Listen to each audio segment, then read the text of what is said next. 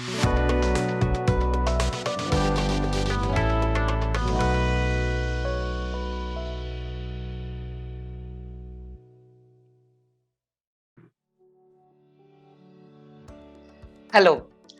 welcome to Book Buzz with Tanushri. In this segment, I'm inviting guests who have read my book, Bring Out That Red Lipstick: How to Harness the Superpowers of Feminine Energies for Success, Harmony, and Well-being.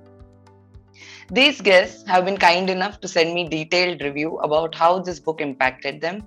When I wrote this book, I was very hesitant. Will me sharing my experiences help empower another woman like me who is going through life, balancing her home, career, relationships, and personal growth? After all, a woman wants all of it. Today's guest is a young dynamic engineer all the way from Amchi, Mumbai, Revati Borkhade. Revati is an automobile engineering graduate from Manipal Institute of Technology, Manipal, from Karnataka. She is currently working for a Mumbai-based startup concentrating on electric mobility, and she has also worked with United Nations Sustainable Development Goals for 4 weeks in the Kingdom of Bahrain for women empowerment and equality. She has also worked for an NGO to help get COVID relief funds for migrants and for workers. This is the part that I love most about her. She is a Bharatanatyam dancer, calligraphy artist, and a budding yoga enthusiast. She has a huge collection of stamps, coins, and currency notes. So let us hear it from her. What part of the book did she vibe with? Welcome to Book Buzz, Revati. Thank you so much, Tanushri, for having me. It is such a lovely pleasure to be associated with you, and I feel myself to be having the lucky star to find the book on Amazon. So thank you so much for writing this lovely piece of literature. I'm so glad you read the book, you sent me a review, and you took time out today to share this review with our viewers and listeners. Thanks a lot. Thank you so much. So, Revati, how did you come to read this book? Where did you find my book? Who recommended you? Actually, this is a little funny story you can tell. I have watched Devil Wears Prada like a couple of times, and it was a Saturday night, and I was watching The Devil Wears Prada. I finished the movie, and I kept continuing with the thought that how do women like Miranda Priestley, who was played, the character was played by Meryl Streep, how do these women keep up with their work? How do they keep up with the competition which is going along, in the business especially? So obviously it is skills, obviously it is confidence, but one more thing which I think they have in common with all these successful women is self-awareness. So I started searching for books online, which, helped me being aware of myself. So I was really empowered, and I searched the keywords women empowerment and awareness books on Amazon. And I got a list of all the books, and all were like a typical genre about the women and their biographies. Since I had already read Becoming by Michelle Obama, I wanted to switch to something more specific. So I came across the red lipstick, Bring Out That Red Lipstick, and I was like, okay, let me buy that. And I bought it with a couple of books. I had a choice, to read, like which one to start with. And I chose the red lipstick because the cover, and the title itself is so catchy. Bring out that red lipstick, and red has been my favorite color for so long. So it kind of vibed with me, and this is how I came across this masterpiece, I guess. Awesome. Thanks for sharing that story. It's very interesting, how we meet people, how we chance upon certain books, how we chance upon certain people around us. And I'm glad that, you picked up my book. I'm really happy about it. I think the universe kind of sending me signals. This is for you. Do Yeah. it. True. So, in the book, I have written about 9 steps to soulful living to activate your feminine energies. You did share about, you kind of caught on to the vibe of the book. What was it? I'd really like to know, because this is the place where the whole thought about writing the book, whether it will vibe with others, will it connect with other women, will they relate to my story, was a major part why I wrote this book. Are there people who are, or are there women who are struggling to make that career decision for themselves? Are there girls who are just starting into new jobs? You know, they're full of enthusiasm, excitement, energy, but are they able to channel their energy in the right direction? We don't have mentors. We don't have, a kind of mentorship that we usually crave for. So, what was it in the book that you really connected to? I think the major portion was loving yourself and focusing on what you can do rather than what you have to do. Everyone is filled with the Shiv and the Shakti. I think the masculine and the feminine powers, and we have to, learn to balance them. You can't go in a serious meeting and let let it be a loose thing. You have to show your confidence. I think that is the place where you have to put your male energies to power. And then certain things like creativity, you can't be stubborn with your creativity, or you can't be stubborn with what you have to do. So that is a place where you have to put your feminine powers to harness. And I think that balance, I kind of knew the thing, but I never got the validation for the thing. So I was always on the path of like, no, you have to do this, you have to do this, it has to be a certain way. But then I realized it is not like that, and I'm glad that I realized it way earlier in my life. And all thanks to mentors like you who have put forward the work and experiences, who help young women who want to make a mark in their careers and in the industry, especially in the male dominated industry like automobile. And I'm so thankful you did that. And second most important thing, I was the decluttering part of it. So my mom always says, you have to keep your tables neat, you have to keep your cupboards neat. You don't have to, clutter the corners of the house. You don't have to stuff and dump things in the corner. Just because you find some space doesn't mean you just put it there. So important, yet so simple. Like, don't clutter the corners. That blocks it blocks the energy. And if you don't remove the old stuff, the new stuff is not going to come. Similarly, it is with the energies. If you have stale energies in the house, the new energies will not come. And I think they are very important for progress. They are very important for peace.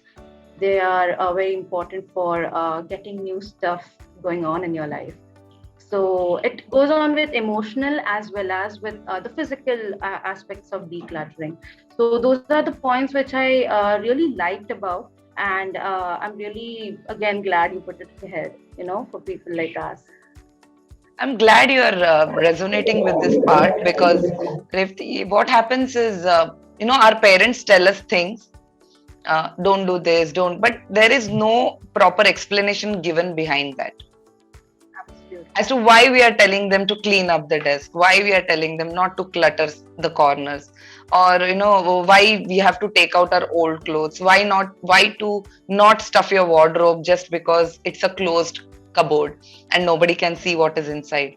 It's the similar situation, like you suppress and push a lot of things inside, and on the face you're showing a smile, but Right. after a certain time you can see that what turmoil is going within you, that cannot remain hidden.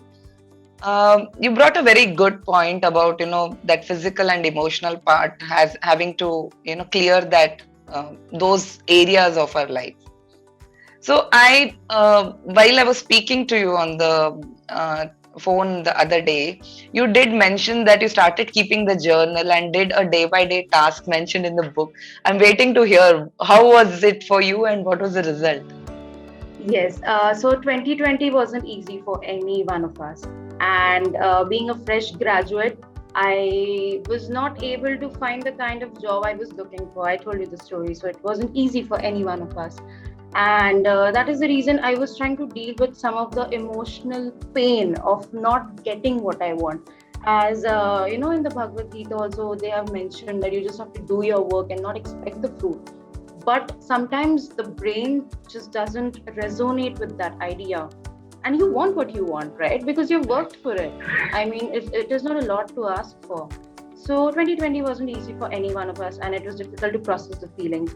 So when I came across the book, I was like, okay, let me start journaling. Let me start keeping up with the data of the feelings. I call it the data of feelings. So I used to write this only 4 or 5 lines of the day, like morning, how was my feelings? How were my feelings? Afternoon, after lunch, how did I feel? Did I have a good lunch? Evening, was the tea perfect for me, or it had a little more sugar? Even those minute details, I had it in the journal. And I think after every week on the Saturdays, I used to sit and monitor what I did, what I feel, what I think I should not have done, or what I think I should have done. That kind of made me aware of myself. So apart from just the feeling data, the data of feelings, I also have doodles in my book, my journal. I also have like my future plans. I also have some random quotes just come to your mind, right? I just like write them, and since I'm a calligraphy artist, I try to decorate it with a lot of Awesome. color stuff, and like hearts and stars everywhere. It kind of feels kiddish, but it trust me helps a lot. Like you can just monitor what you have done, and you can just see what you have been, and that journey is so precious. From you start from zero and then you just like exponentially grow. That journey is very precious. Yeah, and I mean, so beautifully you have put that thing that in not just putting down your feelings, but also being creative with it. It kind of releases a lot of pent up stress. It releases. It's almost like meditation. It's like meditation in motion. Like when you are creating something, it kinds of opens up a lot of perspective, opens up a lot of energy around us. And yes, I feel I can feel that you have tapped into your feminine energies of creativity, being in flow, and I think you are quite receptive to accept also that whether it is good or bad, whatever it is, I can see that you have opened yourself. But I understand 2020 was really difficult, and um, what you meant by processing feelings, yes. Even though I have written this book, I did publish this book during the pandemic itself, and I really Right. felt that it helped me bring out my innermost blocks, the self-limiting blocks that we hold for ourselves. I think it broke down, and I can really relate with you about the pandemic situation being very tough on us. But yes, what has the tough people have to last more than the tough situations? Exactly. We don't have to win a 100-meter sprint. We have to go for a marathon. True, So, true. So, so tell me more about what is your biggest takeaway from this book, and how do you plan to take it into your future life? uh, so I think I have some major points for people who are watching this thing. That whenever you read the book, I think you have mentioned two ways to do it. Like either go it full on, read from page one to page and in the full go. And the other one is take it step by step. So I've always believed in taking it step by step because I'm a forgetful person. I don't remember things. So I take it like, step by step, and then I revise what I have learned or what I have done. And I think I personally would refer people to do the other way. It really helps you get the most of it. And I think another thing is that being with yourself or taking time for yourself, or just having an endless affair with your bed on a Sunday morning, don't make yourself guilty for it. It's okay. You're a human. It is bound to happen. You're hustling from Monday morning to Friday evening. It's okay, and you're going to get what you're working for. And putting yourself into that position of self pity, it is not going to help you. You have to take your swords and go out fighting, because it's your life, and you have to make it large, right? This is your responsibility. Second is focusing on the list of what you can do rather than what you have to do. The can do list has more impact. I have like personally tried it, and trust me, it has got a lot of focus, energy, and positivity. Initially, I just thought that uncles forwarding good morning and positivity messages on WhatsApp, what is this, man? These people don't have a life or what? But trust me, that attitude has somewhere helped me perform at least 50% better than what I was doing initially. So the to-do list, instead of that, you have to go for the can-do list. And obviously the Hawaiian practice of forgiveness, Ho'oponopono. It is such a catchy name. So I've been practicing that, of gratitude, of showing love, of showing, of asking for forgiveness. So it is very important to be open about what you feel. People are not mind readers. They'll come and hunt in your head about things. You have to be open, and you have such a beautiful gift that is called language, and you can just use it. Speech, you can just use it. So that thing, and I think these are the major takeaways. And there are certain small practice you have to keep inculcating in your life for longer runs. As I said, we don't have to win a 100-meter sprint. We have to go for a marathon. Right. So our life is a marathon, and we have to go for it. So that is what I think are the major takeaways from the book. And this is not a book I'm going to just read and keep it in my bookshelf. This is like a handbook. I have marked certain things. I have highlighted certain things. I have post-its and small cards in the book of important points which resonate with me and which I have to inculcate. So it is a handbook. It is not a book. It's a handbook for life. Especially for women out there who are not able to process certain things. I think you should start with this. This is the best thing you can get. And I'm really glad I could find it. Awesome. Would you like to show the book where you have highlighted, or you have maintained notes like that, or your journal, if it is possible? Journal. Okay, I don't have it over here. Okay. But I think I won't show the journal. I think it's no problem. No issues. No issues. So I have had points wherein I have marked it, especially I'm really glad you put ahead the the summary of each chapter behind every book. So I'm really glad you put that, because it is so easy to read and get a quick glance of what you have learned. So again, self-love, kindness, self-empathy, this is something I think everyone should learn. And it is very important. It is not just about showing your soft skills, it is also about showing your human side. So I think that is very important. I've marked pages accordingly. Oh, wow. And some major points with that. And I mean, it is so familiar. I can vibe with the book as well as with the person writing it. And I've already told you about it, and I can't same pinch you for the nth time now. We belong to the same place. We have done our bachelor's in the STEM field, and we were working, and then we also have love for artistic. We have developed a business out of it. I'm waiting what my calling is. So soon enough. You have just started into your career, and I'm glad that my book could. I mean, you saying that it's a handbook. It's a big appreciation for me. It's a big encouragement for me and a motivation for me to. It feels great that somebody can use the book to that extent, because that was what the intention was, and energy flows where your intention goes. So I'm so glad that I could prove this. I think this is the highlight of your book. And where you focus, your energy goes. And I think there's a quote also, I think from the 5th or the 6th chapter, wherein you said the sun also burns the paper only after focusing. You Correct. Cannot let the sun burn the paper just by being itself. You have to focus. Right. So that is something which again resonated with. That is one of my favorite quotes in the book, and I could relate and resonate. So yeah. Awesome. Thanks, Revati. Thanks for that heartfelt, candid conversation about the book and about how it has impacted you. I'm really thankful for you to share this with our listeners and viewers. So as we come, you have anything else to share, or we can wrap up right now? How do you? I would really want not just the women, also the men to read this book, because you need to understand the other half of what the world is.